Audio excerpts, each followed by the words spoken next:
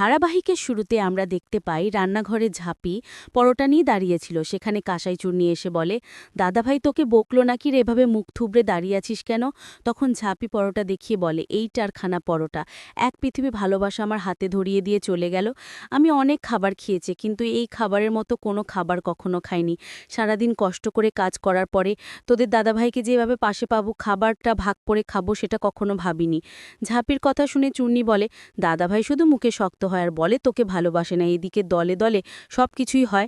পরক্ষণে ঝাঁপি বলে, তোদের দাদাভাই আমাকে ভালোবাসা দিয়ে এগুলো দেয়নি, খাবার কম পড়েছিল তাই তার খাবার থেকে ভাগ করে অর্ধেক দিয়ে গেছে, এটাই আমার কাছে অনেক।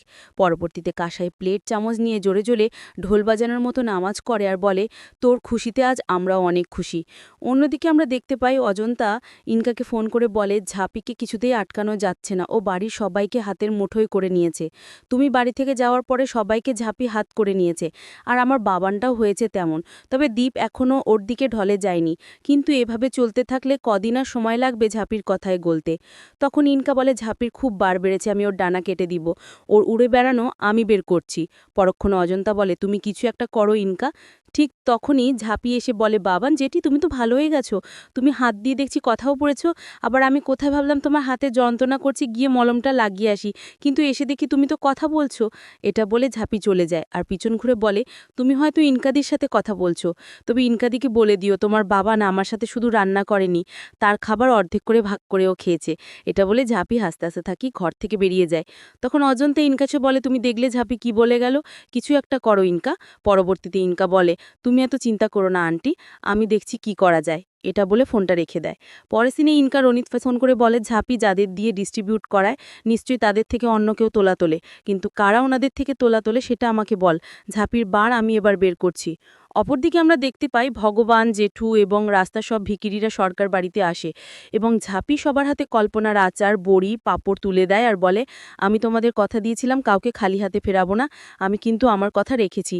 ভগবান জেঠু সবাইকে দিয়েছি। পরক্ষণে ভগবান জেঠু বলে, তুমি আমাদের যে সম্মান দিয়েছো মা, আমরা এখন থেকে তোমার সাথে বিজনেস করব। আগে মানুষ আমাদের মুখ কালো করে কথা শোনাতো, অপমান করতো, আজ তারাই আমাদের সম্মান করে।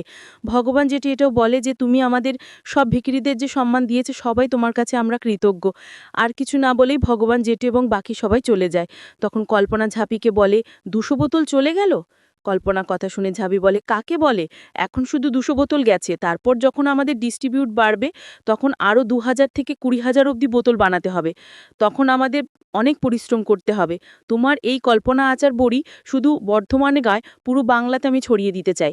পরক্ষণে কল্পনা বলে, কিন্তু এই 200 বোতলের জন্য আমাদের রান্নাঘরে হচ্ছে, যখন আরও বেশি বোতল বানাবো তখন তো এখানে হবে না।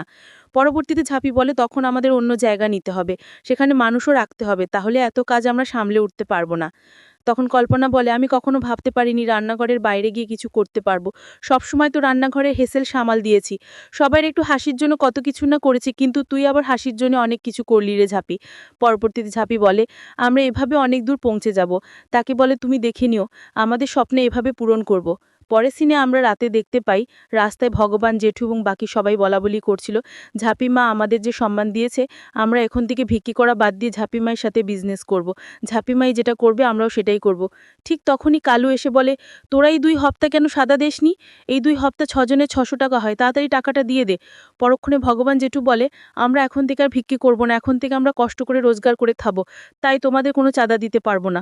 তখনই কালু বলে, আমি তোদের দিয়েও ব্যবসা করি, তোদের থেকে তোলা নিয়ে আমি ওপর মহলে দিই। কালু এটা বলে যে, শুনলাম তোরা নাকি আচার পরে কি সে ব্যবসা করছিস, এখন থেকে সে ব্যবসা বাদ দিয়ে আবার ভিক্ষে করবে? কালুর কথার ভগবান জেঠু এবং বাকি সবাই রাজি না হওয়াতে সবার থাকার জায়গা এবং সবাইকে মারতে থাকে আর বলে, যেই দিদির হয়ে তোরা কাজ করছিস সেই দিদির বাড়িতে গিয়ে থাকবি, এই ফুটপাতে আমি তোদের থাকতে দেবো না, এখানে আমি দোকান দিয়ে ব্যবসা করব। পরে সিনে দেখি ভগবান জেঠু এবং রাস্তার সব ভিখিরিরা সরকার বাড়ির দরজা ধাক্কাতে থাকে। এদিকে ঝাঁপি দ্বীপে ঘরে ঘুমাচ্ছিল, দরজা ধাক্কানোর শব্দে ঝাঁপি তো ঘুম থেকে দরজা খুলতে ভগবান জেঠু এবং বাকিদের দেখতে পাই। এদিকে বাড়ির সবাই ড্রয়িং রুমে উপস্থিত। ঝাঁপি ভগবান জেঠুকে জিজ্ঞেস করে, তোমরা এত রাতে এখানে কেন, তোমাদের এই অবস্থা কে করেছে? তখন ভগবান জেঠু কান্না করে আর বলে, কালো আমাদের মেরে এই অবস্থা করেছে। ঝাঁপি কালুকে জানতে চাইলে ভগবান জেঠু বলে, আমাদের দিয়ে ভিক্ষে করাতো, আজকে এসে আমাদের মেরে আমাদের জায়গা থেকে উঠিয়ে দিয়েছে আর বলেছে আমরা যেই দিদির হয়ে কাজ করি সেই দিদির বাড়িতে থাকতে। অন্যদিকে দীপ বলে, এবার হলো তো ঝাঁপি, ব্যবসা করলে ব্যবসা করা যায় না, তুই ইচ্ছে করলে মুহূর্তের মধ্যে পুরো বর্ধমান পরিবর্তন করতে পারবে না। এটা বলে দীপ ঘরে চলে যায়। এদিকে অজন্তা বলে, সেদিন বাড়ির ভেতর ঢুকে চা খাইয়েছিলে, আজকে শোবার ঘরে খাট পেতে দে, সবাই সেখানে ঘুমাক। আর সবসময় বাড়ির ভিতরে ভিগিরি ঘোরাফেরা কর, এটাই তো তুই চাস? সারাদিন খাঁচাখাটনির পর বাড়ির বুড়োরা এসে ওষুধ খেয়ে ঘুমায়, আর এখন এইসব দেখতে হবে? তোর জন্য আর কত কিছু করতে হবে বলতো। অপরদিকে অজয়ের বাবা কল্পনাকে বলে, খুব তো ঝাঁপির সাথে তাল মিলিয়ে ব্যবসা করতে গিয়েছিলে, এখন ঠেলা সামলাও তো। সবার এমন কথাবার্তা শুনে ভগবান জেঠু ঝাঁপিকে বলে, বাবা, আমরা এখান থেকে চলে যাচ্ছি, তুমি কেন আমাদের জন্য তোমার শ্বশুরবাড়ির কথা শুনবে? তুমি তো আমাদের ভালোই করতে গিয়েছিলে, আমাদের সম্মান করে ব্যবসা করা শিখিয়েছিলে, কিন্তু সেটা হয়তো আমাদের কপালে সইল না। পরবর্তীতে ভগবান জেঠু এবং বাকি সবাই কল্পনার আচারে শিশি রেখে দেয় আর বলে, আমরা আর ব্যবসা করব না। পরক্ষণে ঝাঁপি বলে ওঠে, আমি তোমাদের যে কথা দিয়েছি সে কথা তো রাখবই। তোমরা আমাদের নতুন ডিস্ট্রিবিউটার, আজকে তোমাদের দ্বারা আঘাত করেছে, আমরা তাদের পাল্টা আঘাত করবে। তোমরা যেসব সম্মান পেয়েছো সেটা কষ্ট করে খেটে খুঁটে পেয়েছো, আর সেই সম্মান তোমরা কখনই নষ্ট হতে দেবে না। আমি তোমাদের কথা দিয়েছিলাম নতুন জীবন দেব, সে কথা তো আমি রাখবই। ঝাঁপি কাসাই চুন্নিকে বলে, রান্নাঘরে যা আছে সবকিছু নিয়ে আয়, আমরা সবাই যাব কালকে পাল্টা আঘাত করতে। এটা বলে সবাই বাড়ি থেকে বেরিয়ে যায়। আগামী পর্বে আমরা দেখতে পাবো ঝাঁপি গিয়ে কালুকে বলে, ওরা আমার নতুন ডিস্ট্রিবিউটার, ওদের গায়ে একটা আঁচড় আমি আসতে দেব না। তখন কালু বলে, এখান থেকে চলে যাও, না হলে বন্দুকের গুলি মাথায় গিয়ে লাগবে। ঠিক তখনই দীপ গিয়ে গুন্ডাদের সাথে মারপিট করতে থাকে।